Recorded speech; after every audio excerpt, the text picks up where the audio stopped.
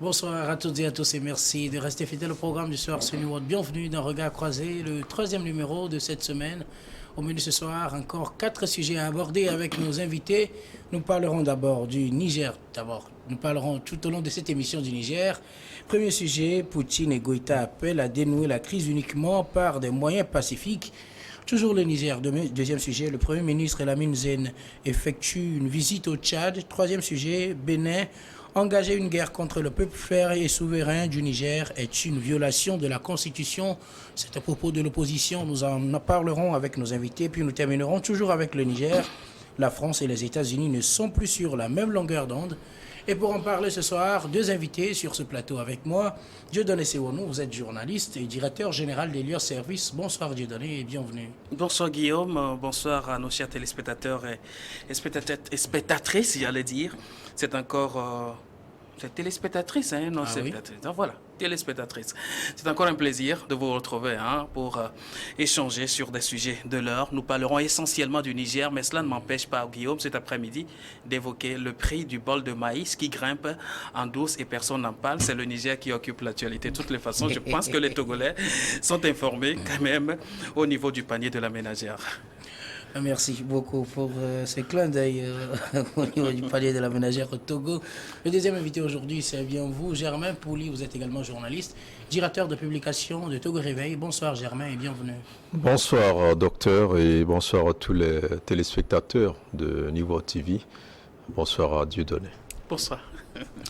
Alors avec vous, nous abordons notre premier sujet, le Niger. Poutine et Goïta appellent à dénouer la crise uniquement par des moyens pacifiques.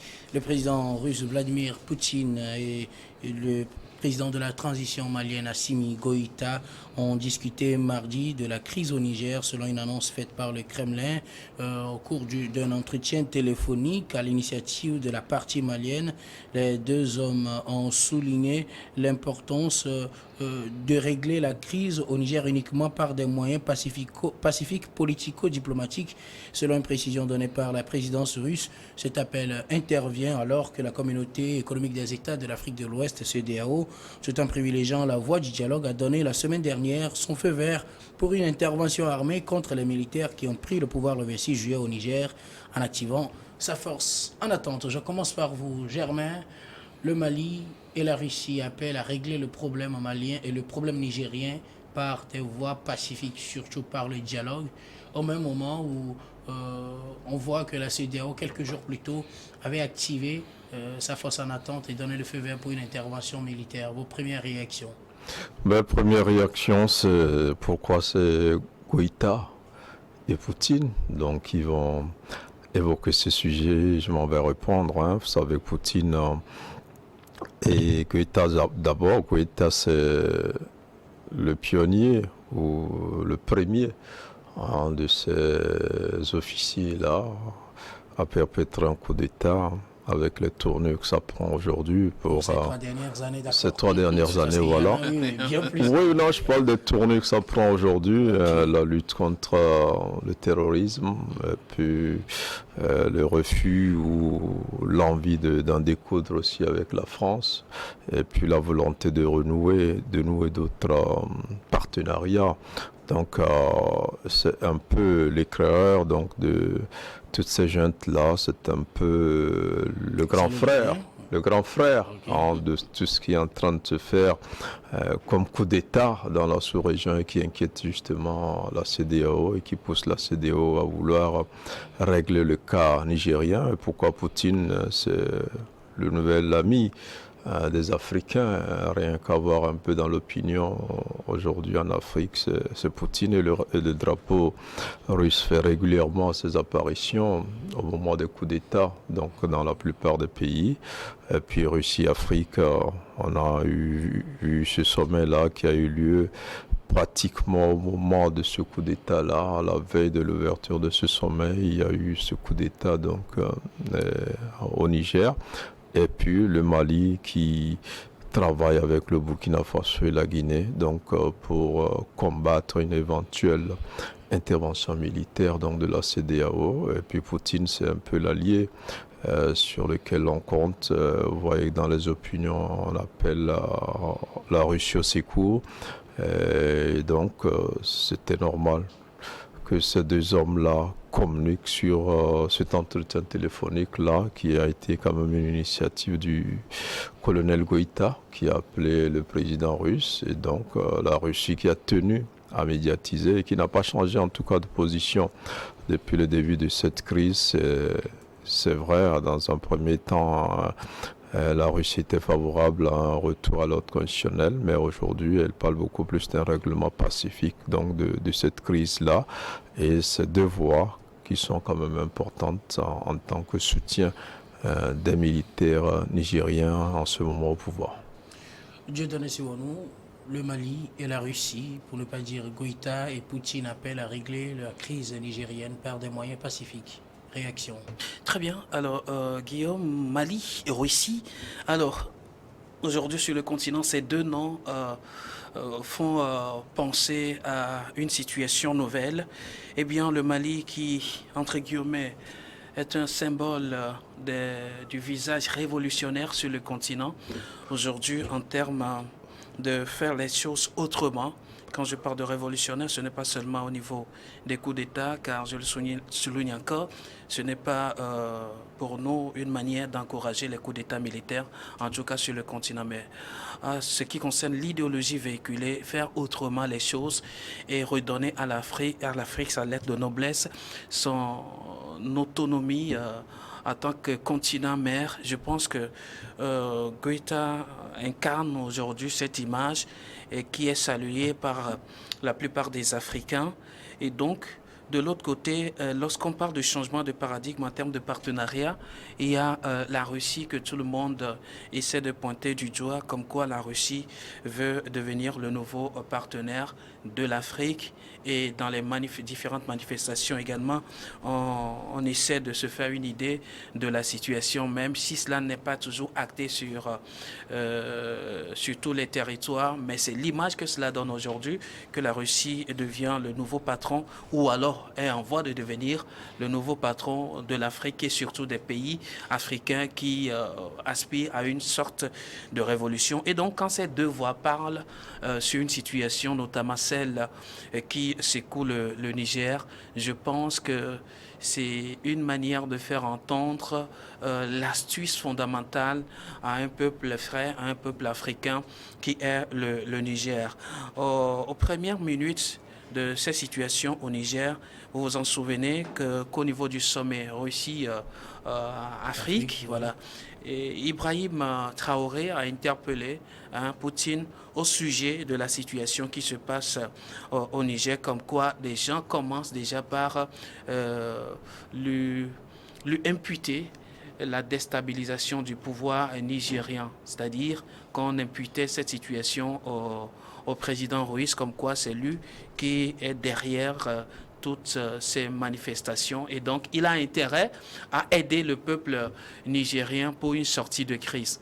Alors, interpellé d'une manière ou d'une autre, mais étant aussi un plausible partenaire du continent ces derniers temps, il est donc du bon ton que ces deux personnalités-là parlent ou alors cherchent à trouver des voies et moyens pour amener la paix, la stabilité sur le, bon, je ne dirais pas sur le continent, mais aussi beaucoup plus dans la zone nigérienne, au vu de tout ce qui est en train de s'organiser là. Pendant ce temps, la communauté économique des États de l'Afrique de l'Ouest, CEDEAO, tente par tous les moyens pour un retour à l'ordre constitutionnel. C'est vrai, comme un État souverain, il y a lieu toujours de demander qu'il y ait un retour à l'ordre constitutionnel parlant de la démocratie occidentale. Je pense que la Russie avait énoncé un truc du genre au début, mais maintenant le langage est complètement autre, c'est d'aller à une recherche de solutions, tout sauf la violente, sauf celle qui est militaire, celle qui est encouragée par certains pays malheureusement de la sous-région aujourd'hui. Donc c'est de bonnes guerres, c'est des bonnes propositions, c'est des bonnes solutions de sortie de crise, et je pense que la plupart aujourd'hui évoquent cette façon pacifique de faire la chose, même si on essaie de courir sur tous les impossibles pour préparer aussi une intervention militaire tout en parlant des voies pacifiques. Donc, ces deux personnalités n'ont fait que dire ce que tout le monde est en train de penser maintenant. Alors, est-ce à dire que les feux sont ouverts ou bien tout est en train d'être mis en œuvre pour que le dialogue puisse aboutir? Parce que déjà, quelques jours avant cette annonce, hier, le week-end, on a vu des signaux, en tout cas, de disponibilité du CNSP à aller au dialogue. La CEDEAO qui aussi, de son côté, n'avait pas exclu le dialogue, mais qui a aussi activé sa force en attente pour une intervention militaire. Et voilà la Russie, comme vous le dites, qu'on soupçonnait de vouloir saisir l'occasion pour envoyer ses troupes au Niger, qui appelle aussi au dialogue. Et c'est-à-dire que peut-être dans les jours à venir, on verra un dialogue en bonne et due forme entre les autorités, les nouvelles autorités nigériennes et la CEDEAO, peut-être. Bien évidemment, oui. Les signaux doivent normalement être ouverts. Si nous prenons par exemple, outre la Russie, il y a les États-Unis d'Amérique également qui appellent à une solution pacifique, à un dialogue, voilà, à la diplomatie. Voilà, on en parlera bientôt. Donc, vous voyez, si ces grandes puissances-là aussi appellent à ce qu'on aille au dialogue, et de l'autre côté, la CEDEAO aussi dit qu'elle a toujours à son agenda le dialogue, la négociation, cela voudrait dire. Ce qui est beaucoup plus privilégié aujourd'hui, c'est quoi? C'est la solution pacifique, c'est la solution diplomatique. Eh bien, c'est les négociations. Donc, dit que les signaux sont ouverts, je dirais affirmatif, les signaux sont ouverts normalement pour aller au vert, même si on observe certaines tractations au niveau des états-majors de la sous-région qui s'organisent. Je ne sais pas pourquoi, mais on en parlera bien évidemment. Mais d'entrée de jeu, je dirais, les conditions devraient normalement être réunies pour un dialogue pacifique. Même avis, Germain, les conditions sont-elles peut-être en train d'être réunies pour un dialogue réussi? Un dialogue réussi, on saura le dire, un dialogue oui, parce que de plus en plus de voix se lèvent pour évoquer beaucoup plus donc une solution pacifique qui passe par un dialogue.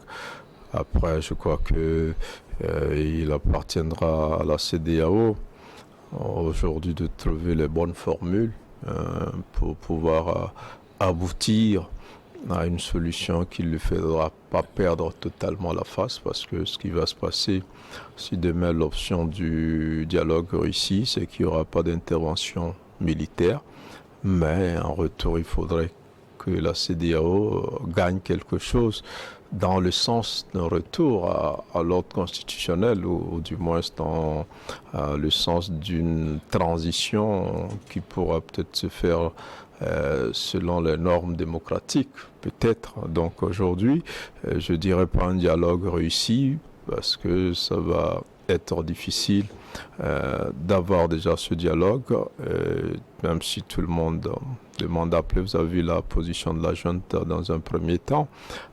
C'était le refus déjà d'accueillir certains émissaires de la CEDEAO. Après, il y a eu la secrétaire d'État adjointe américaine qui a eu beaucoup de mal aussi à discuter avec la junte.